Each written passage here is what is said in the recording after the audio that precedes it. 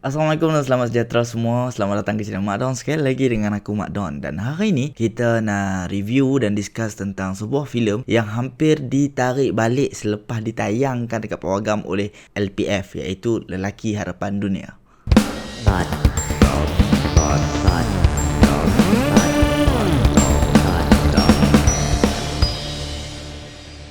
Okey, sebelum tu aku nak cakap terima kasih banyak-banyak kepada subscriber lama dan selamat datang kepada subscriber baru. Dah naik 2,000 dah. Alhamdulillah. Alright, so terima kasih kepada yang still support daripada dulu sampai lah. Okey. So hari ni kita nak discuss tentang sebuah filem yang baru saja ditayangkan dekat Mubi. Filem ni dia diterbitkan pada tahun 2014 dan dapat banyak nomination dekat International Film Festival, antaranya Toronto International Film Festival, Vancouver International Film Festival, Busan, Golden Horse dan lain-lain lagi lah. Cuma yang mereka menang hanyalah dekat Festival Filem Malaysia dan juga Kuala Lumpur Film Critics Society Awards 2015. Filem Lelaki Harapan Dunia ni genre dia satira, komedi, drama. Filem ini ditayangkan pada 27 November 2014. Ditulis dan diarahkan oleh Liu Xingtan. Pelakon-pelakonnya ramai. Okey, dia antaranya terdiri daripada Wan Hanafisu, Sophie Jikan, Arwah Harum Salim Bacik dan juga Azhan Rani. Itu antaranya, tapi ramai lagi ya. Ada Alung Suichal pun ada dalam ni. Dia mengisahkan tentang Pak Awang ni. Dia nak bagi sebuah rumah lah dekat anak dia, anak perempuan dia yang nak kahwin tak lama lagi. Jadi rumah tu masalah dia terletak dekat dalam pelosok hutan tu, di tengah-tengah hutan. Jadi dia minta bantuan orang kampung ni nak angkat rumah tu daripada tengah hutan mai dekat kampung mereka. Rumah tu mereka panggil rumah mereka sebab rumah dia cat warna putih, White House. Jadi dia nak minta bantuan orang kampung lah. Tetapi orang kampung ni dia penuh dengan kepercayaan karut marut. Jadi dia risau kata rumah tu berpenunggu. Mesti hampa pelik macam tak ada apa pun yang macam boleh buatkan LPF tarik balik. Instead LPF dah labelkan filem ni sebagai P13. So why tiba-tiba bila ditayangkan dekat pawagam mereka buat keputusan nak tarik balik?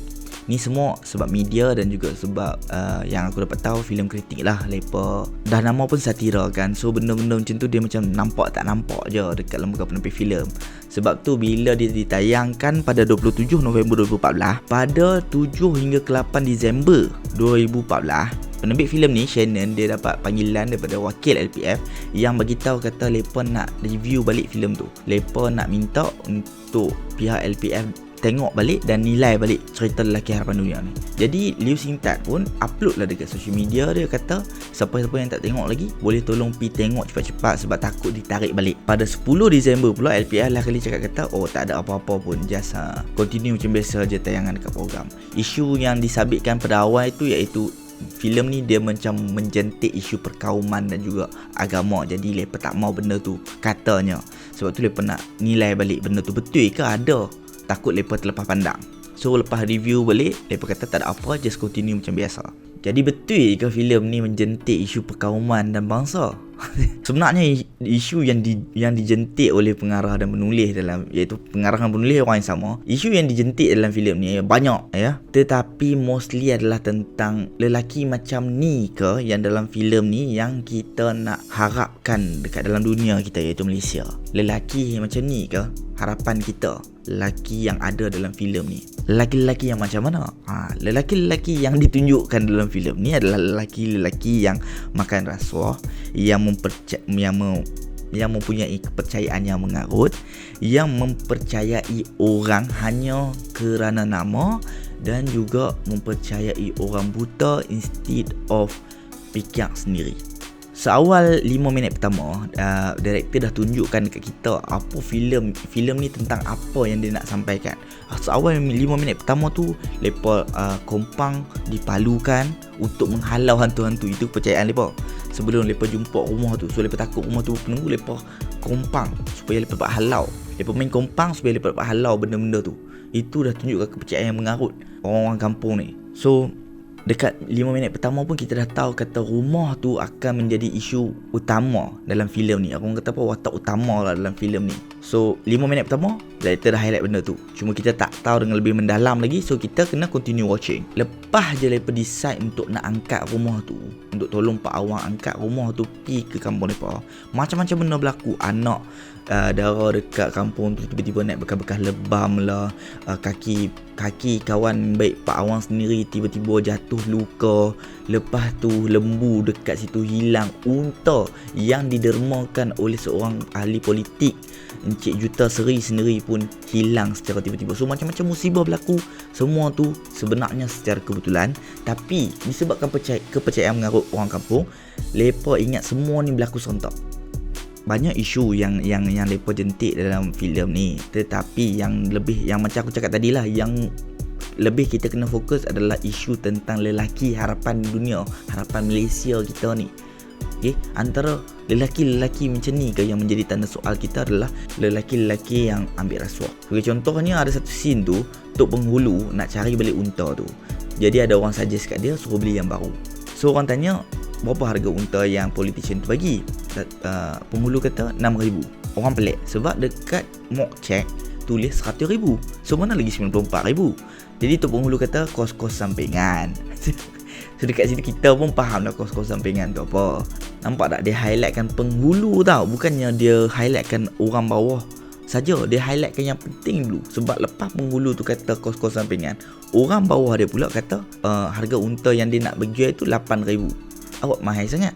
Harga unta patutnya 6,000. Oh, sebab 2,000 pun kos-kos sampingan. Dia pun ikut penghulu. Jadi kalau leader kita tak buat benda tu, orang bawah tak akan buat. So tu antara benda yang dia highlight. Yang kedua dia highlight adalah lelaki yang tak ada nak buat apa-apa lagi dah kata lepa adalah harapan kepada dunia. Macam sebelum lepa start angkat kemah tu, rumah tu, kerja tak jalan lagi, tapi dah duk sibuk laung macam-macam. Kata lepa itu, lepa ini, kerja tak jalan lagi, tapi laungan tu penting. Sepatutnya action speaks louder than words.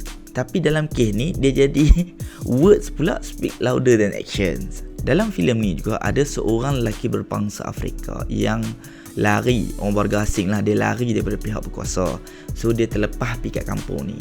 Kena pula dia pergi duduk dekat rumah mereka dekat dalam hutan tu. Dan time tu pula ada wujud lebam-lebam. Bila tanya Tok Bomo kata orang minyak. So benda tu tiba-tiba coincidence tau. Jadi instead of ingat orang yang warga asing ni main ni orang minyak, mereka ingat tu kawan si politician tu. Sebab apa? Sebab si warga asing tu pakai nama dia, dan juga dia jumpa orang buta, Tok Bilal. Jadi Tok Bilal tu kata, oh kawan Juta Seri. Tok Bilal tu tak nampak pun, dia tak tahu apa yang kita nak pergi percaya dia buta-buta pasal apa. So conclusion dia dekat lah tu, dia nak habaq yang rumah tu sebenarnya dia macam simbolik penyatuan bangsa, sebuah bangsa tu. Kita tak kisahlah bangsa pun, dia simbolik sebuah bangsa tu, menyatukan bangsa tu. Tapi dengan kepercayaan karut-marut di sekeliling ni, dengan mempercayai orang buta instead of pick up otak kita sendiri, rumah yang menyatukan kita pada awal first half filem tu akhirnya menjadi punca salah sangka antara kita, perbalahan antara kita sampai kita bakar rumah tu. So benda yang menyatukan kita terbakar, musnah. Orang buta yang tak tahu apa tu, yang kononnya guide kita A to Z tu, kita biarkan di tengah jalan, tak tahu apa jadi. Dan orang yang sepatutnya kita kejar, kita biar. Orang yang sepatutnya kita sokong, kita tangkap. So itu adalah conclusion kepada filem Lelaki Harapan Dunia ni. Jadi make sense lah kalau tiba-tiba mereka nak tarik balik. Sebab politician yang mereka label dalam filem ni actually adalah ada kait sikit dengan pemerintah yang memerintah Malaysia pada ketika tu. Aku boleh agak lah pasal mereka nak tarik balik filem ni. Sebenarnya bukannya pasal bangsa dan juga agama pun, tapi sebenarnya more tu politician tu sendiri. Banyak satira berkenaan politician yang kita nampak dalam ni. Antaranya adalah waktu janji pukul 10 tapi mai lewat, mai dengan rempit-rempit dia, lepas tu tak tepati masa, then buatkan orang menunggu. Ya, dia VIP tapi dia nak bagi sumbangan. Lepas tu dia bagi sumbangan pula, sumbangan yang mengarut 100,000 untuk seekor unta. Projek-projek yang dikiranya projek-projek yang mengarut, yang macam tak kena je kalau nak bagi. Faham tak? Orang kampung kot, pasal orang pergi bagi unta untuk rumah dah tu hang spend 100,000 pula. Sorry, bukan juta 100,000 pula untuk derma dekat kampung tu. I mean like 100,000 tu boleh buat macam-macam instead of unta sekok saja. So for me itu mungkin menjadi sebab utama mereka nak tarik balik filem ni. Sebab kalau kita tengok pun dia macam hanya jentik-jentik sikit. So kalau LPF pun mungkin perasan tak perasan je. Cuma bila orang highlightkan benda tu, barulah mereka, oh ya ke? Oh, dan kena tengok balik. Personally aku rasa filem ni aku dah tengok dah dulu. So personally aku rasa aku sangat suka lah. Kalau hampa nak tahu satira-satira lain yang mereka tunjuk dalam filem ni, hampa boleh tonton sendiri dekat movie. Lepas tu hampa boleh nilai sendiri dan hampa boleh judge sendiri. Sebab kebanyakan orang pemikiran dia lain-lain. Okay. Lepas tu mungkin dia nampak dari segi perspektif kok ni, pemahaman hampa terhadap filem ni lain, berbeza dengan aku.